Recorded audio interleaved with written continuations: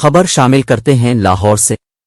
معروف business man اور ملتان سلطان P S L A کے مالک عالمگیر خان ترین نے 63 سال کی عمر میں خودکشی کر لی۔ عالمگیر ترین نے خودکشی سے قبل خط بھی لکھا۔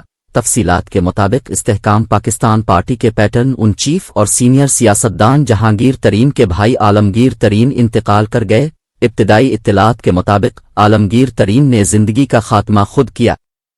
پولیس ذرائع کے مطابق عالمگیر ترین نے پستول سے سر پر خود گولی مار کر خودکشی کی۔